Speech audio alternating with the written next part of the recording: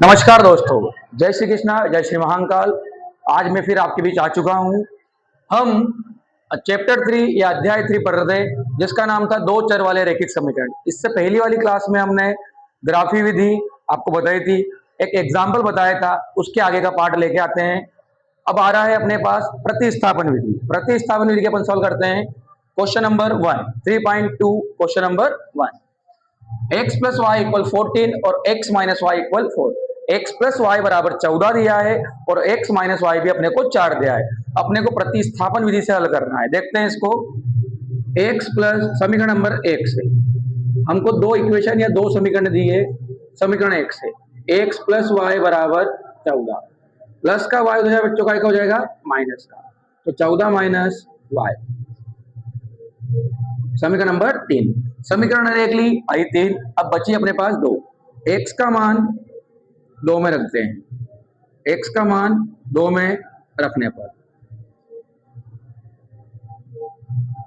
x का मान 2 में रखते हैं तो x प्लस वाई इक्वल 4 है। इसमें x से रखेंगे 14 माइनस वाई या 14 माइनस वाई, ये एक और माइनस आपका क्वेश्चन इक्वेशन का इक्वल 4। प्लस का 14 उधर जाएगा बेटा, काय का हो जाएगा माइनस का। एक वाई और एक वाई कितना हो चुका है, 2 वाई, पर काय के माइनस के। प्लस का 14 उधर जाएगा, काय का हो जाएगा माइनस का, तो 4 माइनस 14, 2 वाई बराबर 14 में से 4 जाएगा तो माइनस का 10 बचेगा। क्या बचेगा बच्चों, माइनस का 10। इस माइनस से माइनस क्या हो गया आपका कट, ये 2 का जाएगा इसके अपोन में या बटे में, 2 पंजे 10। तो y की वैल्यू या y का मान अपने पास आया है 5। y का मान कितना है बच्चों, 5। इस y के मान को आप इक्वेशन 1 में रख सकते हैं, इक्वेशन 2 में रख सकते हैं, अपन इक्वेशन 3 में रख सकते हैं। अपन रखेंगे 3 में, इससे आपका समय बचेगा। y का मान समीकरण 3 में रखने पर, जब आप y का मान 3 में रखते हो, x बराबर 14 और y का मान आया है 5, 14 में से 5 गया, कितना बचेगा 9। अतः x बराबर 9 और y बराबर 5। ये एमपी बोर्ड में 2 नंबर में पूछा जाता है। एमपी बोर्ड में 2 नंबर में पूछा जाता है। अगला सवाल है हमारा s माइनस टी बराबर 3, समीकरण नंबर 1। समीकरण 1 तो सही है अपने पास, जो इक्वेशन 2 है इसको थोड़ा सा अपन सही करते हैं। यहाँ पर एलसीएम आएगा, क्या आएगा बच्चों, एलसीएम। 2 तिया होगा 6, इन दोनों का एलसीएम 6 आएगा। 2 का एस में मल्टीप्लाई 2s और 3 का टी में करेंगे तो कितना आएगा 3 टी, 2 तिया 6 एलसीएम आया। 2 का एस में क्या 2s, 3 का टी में करते हैं तो 3 टी बराबर 6। इसके नीचे कुछ नहीं, कितना होता है 1। 1 का इधर करेंगे 2s 3t बराबर 6 6 36। समीकरण नंबर 2। अपने पास 2 समीकरण आ चुकी है, इनको वापस से वैसे ही करते हैं। समीकरण नंबर 1 से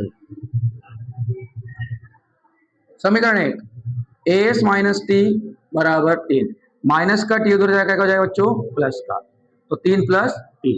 ये आ चुकी है अपना सवाल समीकरण नंबर 3। अपन 1 ली आई 3, बची कौन सी 2। एस का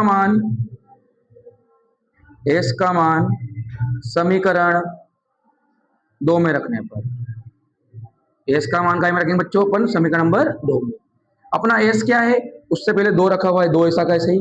एस की वैल्यू अपने पास आई है हमारे पास 3 प्लस टी प्लस 3t या 3t बराबर 36। 2 का मल्टीप्लाई 3 में करा, 2 तिया 6, 2 का मल्टीप्लाई टी में किया 2t प्लस 3t आगे रखा हुआ है बराबर 36।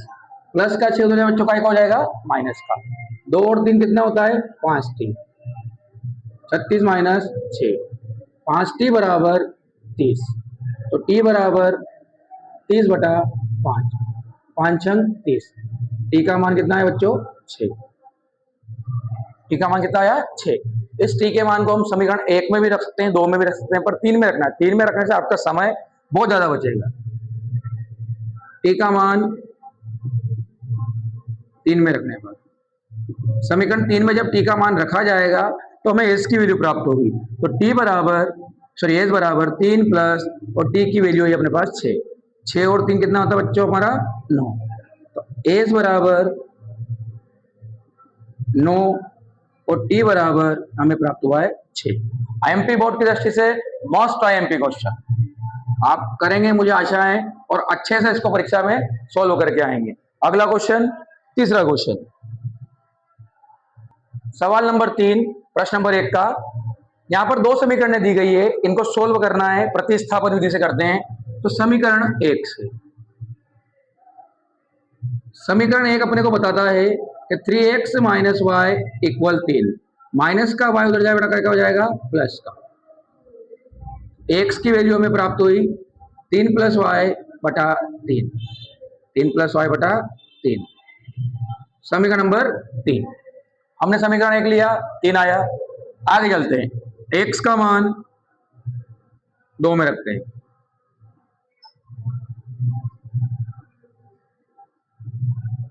जब x का मान 2 में रखते हैं तो 9x माइनस 3y बराबर, सॉरी, 3x की value 3 plus y upon 3 minus 3y equal 9।